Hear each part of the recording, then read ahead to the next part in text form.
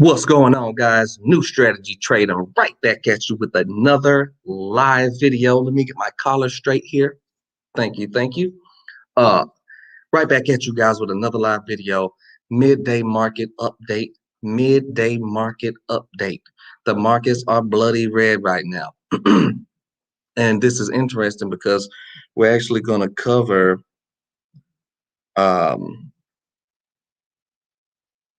We're going to cover the short positions that I entered a couple weeks ago. Um, the short positions that I entered a couple weeks ago, a couple days ago, on Taiwan Semiconductor and Altria, or the ticker MO, and why I am bearish on the market, not long term, but definitely short term.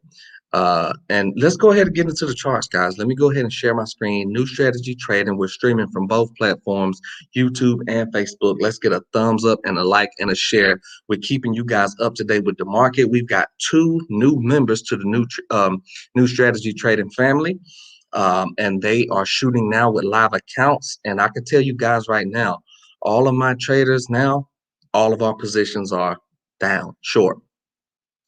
A lot of the stocks that we were long on months ago, like Ford, Bank of America, Taiwan Semiconductor, the chip sector did great last 6-8 months. All those stocks are reversing. All good things must come to an end, and every uptrend eventually becomes a downtrend and vice versa. So new strategy trading is here to teach you how to catch those vital turning points to capitalize the most off the market. So let's go ahead and get into the charts. Let me share my screen.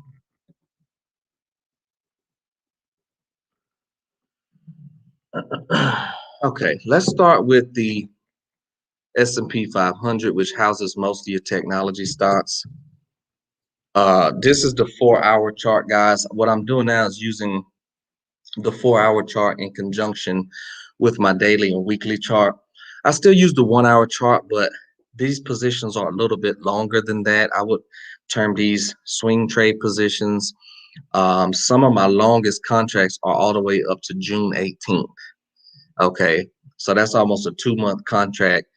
So this 4-hour chart really gives us a great view on the intraday movements from the daily and the weekly.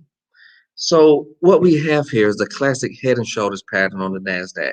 Shoulder, head, shoulder. And this bar, this 4-hour bar, is extremely well. This was your signal here when it hit the moving averages. This is a result of that. Now, what's happening is the moving averages, which is the 5, 10, and the 20, are very tight right here in the right shoulder of the head and shoulders. Guys, if you don't know, or if you may be unfamiliar with the head and shoulders pattern, go back and to my page, and webinars 1 through 4. All of my free webinars are on my page, and we go over the basic head and shoulders pattern. But that's what this is forming. Okay, that's what the NASDAQ is forming. So overall, the general market is down. If you look to the right side of my screen here, the only up stock in my whole portfolio is Ford, and it's barely up 14 pennies, and it's still making a red bar on the daily chart. Oh, excuse me, on the 4-hour chart. So that was the Qs, the Dow Jones, also giving us a huge, 2 big, huge red bars back to back on the 4-hour chart. The moving averages once again tight. Once these stocks get below these moving averages, the trend has officially changed. So what we're doing is focusing on catching these trends and patterns at key times. Okay. Lastly, the S&P 500. Actually, the S&P is doing something very, very a key turning point, bearish signal. And let me show you what that is. The infamous channel line. Okay. So we see this channel line going all the way back from the S&P, November 6, 2020, connecting November 6 high to February 16th high. When you connect those highs, you can see that the S&P peaked above that channel line twice, but failed to break it. Once it hits that upper channel line, it can do two things in technical analysis. It can break above it and continue a sustained uptrend where it goes higher and higher, or it can break below it. Sometimes it'll do sideways motions. But irregardless of that, the area here, the top of this channel line, and the tightness of these three short-term moving averages is signaling a downside move to the main 50-period moving average, which you can see every time that the S&P 500 rallies high, it'll pull back to the 50, then go up, pull back to the 50, then go up, pull back to the 50, then go up, pull back. This time it went all the way close to the 200, but it's testing that 50. So the last bounce off that 50 gave a huge rally. Therefore, the S&P needs to come down and consolidate and rest and return to that 50-period moving average. So we know that the general markets are down.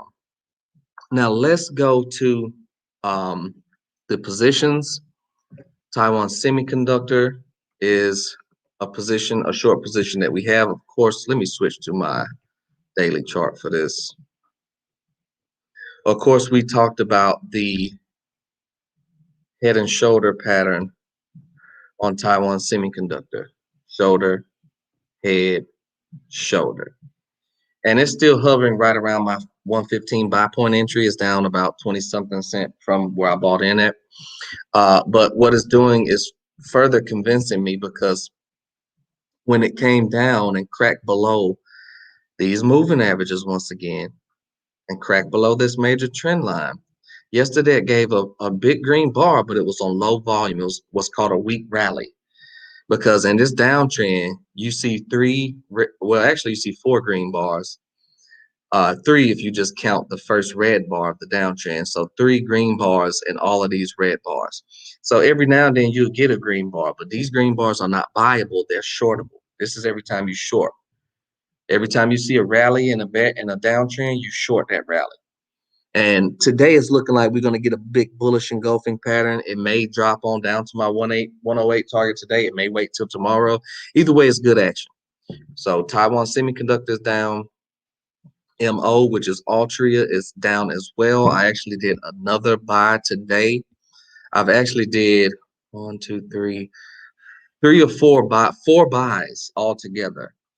Of MO Altria. Is doing the infamous dead cat bounce pattern. You can see this huge red bar, which I wasn't even tracking Altria at that time, but it did a huge red bar, big sell-off, then gap below the 50-period moving average. Now to rally back up into this big red bar to that 50-period moving average is where you short at. I did get into this a little too early. I got in around 45, 46 on my first 2 buys, but then I came right back in and got more around 47. I wasn't able to catch it at 48. I just didn't see it. Sometimes you can't catch it at the right time, but I did go back in for more buys at the 47 level. This is the daily chart. Even if we zoom on down to the 4-hour chart, we see that it's playing out wonderfully. We see the rally back to the 5-period moving average, and now this will be working on its third red bar. So we know that it's going to come back down to this 45 area. Hopefully it'll crack below that 45 area. But on the contracts where I bought in at 47, we'll be taking profits at 45. But on my first 2 buys, I have long 2-month contracts on those, and I'll be sitting in Altria at least for the next month or so, because this thing is in a long-term downtrend. If you zoom up on the weekly chart and longer period time frames, it's in a huge downtrend. So we're definitely shorting this.